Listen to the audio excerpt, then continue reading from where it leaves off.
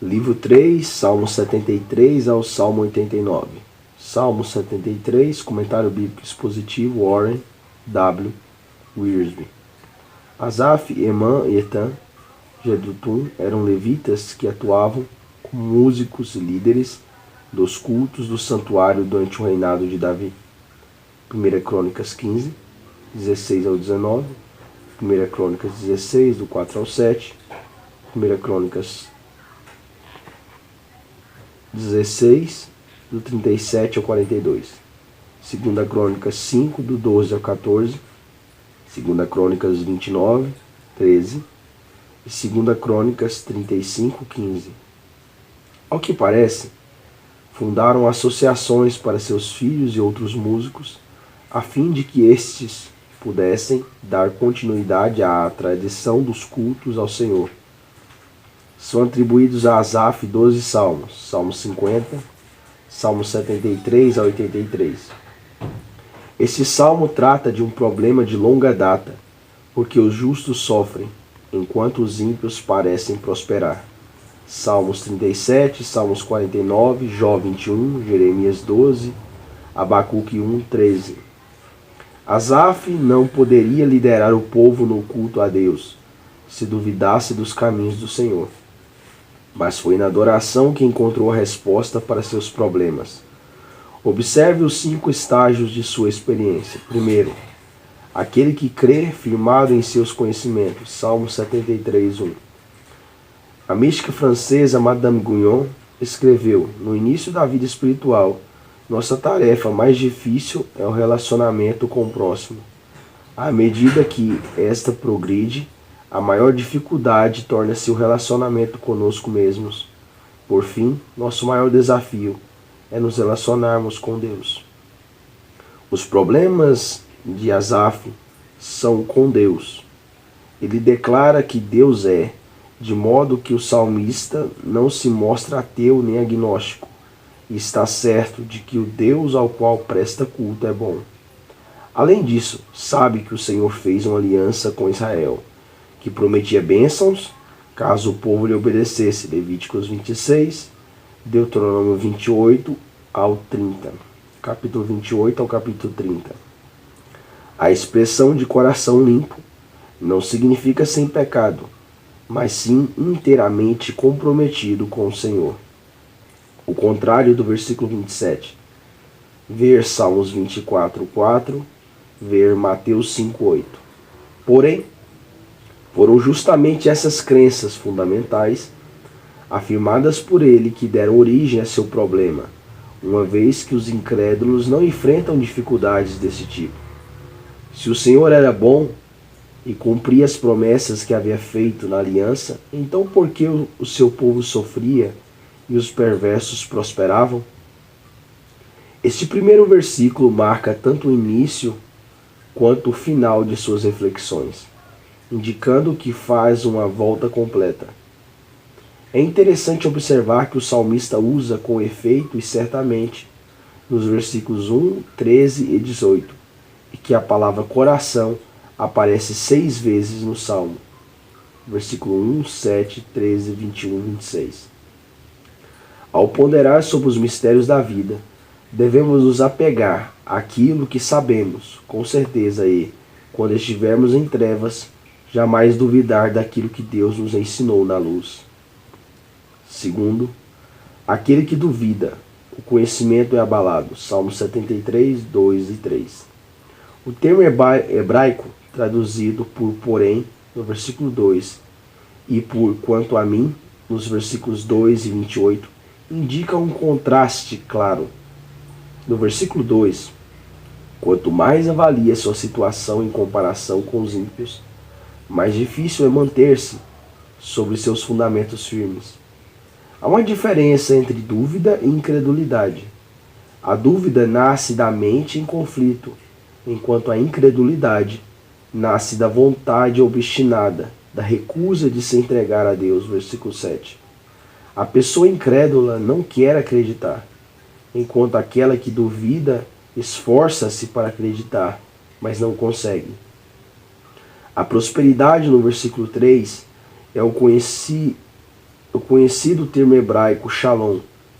Invejar os perversos é um ato de desobediência. Salmo 37:1, Provérbios 3:31, Provérbios 23:17, Provérbios 24:1-19.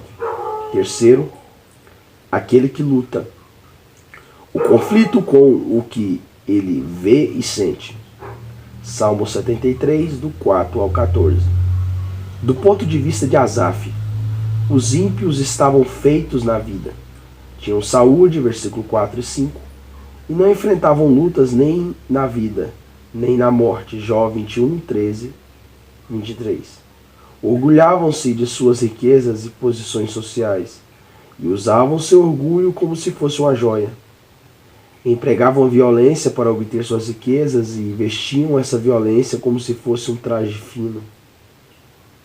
Como um rio transbordante, seu coração endurecido e sua mente perversa produziam infinidade de ideias para obter mais riquezas e, com frequência, proferiam palavras contra o Senhor no céu.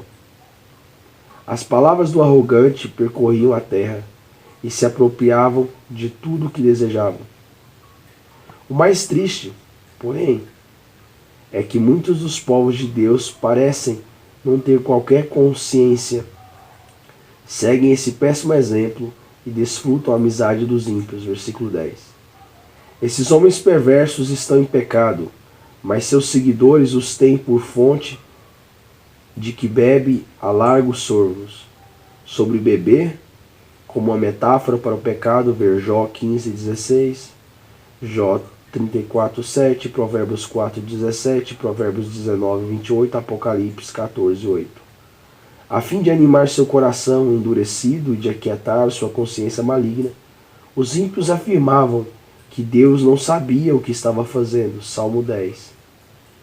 Com base nas evidências que vê a seu redor, Asaf chega à conclusão equivocada de que perdeu tempo e energia mantendo as mãos limpas e o coração puro. Versículo 13 e 1. Salmo 24:4, Salmo 26:6. Se Asaf havia lido o livro de Jó, não compreendeu sua mensagem, pois não servimos a Deus em função do que ganhamos com isso, mas sim porque Ele é digno de nossa adoração e serviço, independentemente daquilo que Ele permita acontecer em nossa vida. Satanás tem uma concepção comercial da vida de fé. Nos incentiva a servir a Deus, visando os benefícios que podemos obter. Jó capítulo 1 e capítulo 2. E Asaf quase comprou essa ideia.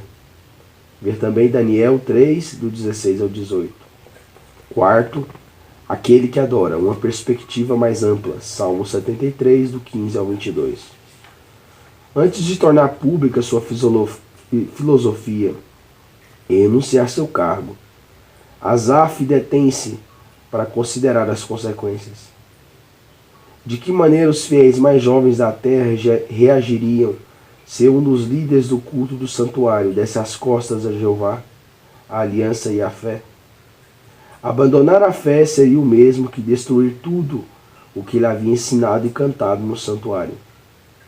Quanto mais reflete sobre o problema, mais seu coração se aflige.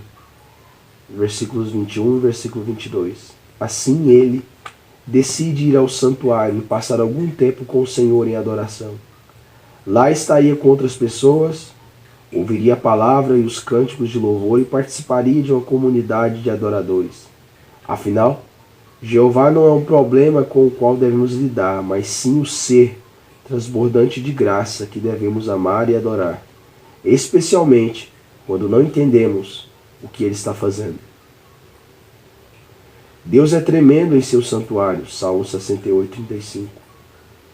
E quando temos comunhão com Ele, vemos as coisas do mundo da perspectiva correta. De fato, o ponto de vista de Asaf sobre o problema mudou quando considerou não as circunstâncias ao seu redor, mas o destino adiante dele. Percebeu que aquilo que observou na vida dos ímpios que prosperam não é a imagem verdadeira, mas apenas uma simulação. Como ao sonho quando se acorda, assim, ó Senhor, ao despertarmos, despertarás a imagem deles. Versículo 20. Na linguagem do Novo Testamento, ora, o mundo passa, bem como a sua concupiscência. 1 João 2,17. Deus pode dar e dá sucesso e riqueza a cristãos consagrados, mas o sucesso mundano e a prosperidade fazem parte da esfera passageira dos incrédulos. E esta é apenas um sonho que um dia se tornará um pesadelo. Lucas 12, 16 ao 21. Asaf encontrava-se humilhado diante do Senhor e adquiriu o equilíbrio espiritual. Quinto, aquele que conquista o regozijo pela bondade de Deus. Salmo 73, do 23 ao 28. O salmo começa com a declaração: com efeito, Deus é bom para com Israel. Mas Asaf não estava certo do verdadeiro significado da palavra bom. Mateus 19, do 16 ao 17. A palavra boa vida é aquela cheia de riquezas e autoridade, pompa e prazer? Certamente que não. É gritante o contraste entre a descrição que Asaf apresenta da vida dos ímpios nos versículos 4 a 12 e a vida dos justos nos versículos 23 ao 28. Os ímpios impressionam uns aos outros e atraem admiradores, mas não têm consigo a presença de Deus.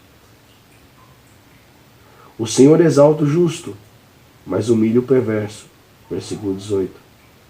Os justos são guiados pela verdade de Deus. Versículo 24. Enquanto os ímpios são iludidos pelas próprias fantasias. O destino daqueles que creem verdadeiramente é a glória. Versículo 24. Mas o destino dos incrédulos é a destruição. Versículo 19 e 27. Os que afastam de ti, eis que perecem. Versículo 27. Os ímpios têm tudo o que desejam, exceto Deus. E os justos têm em Deus tudo o que desejam ou precisam. Ele é seu bem para sempre. Ver Salmos 16, 2. As posses dos ímpios não passam de ídolos que tomam o lugar do Senhor. E a idolatria é uma forma de prostituição. Êxodo 34, 15 e 16. 1 Crônicas 5, 25.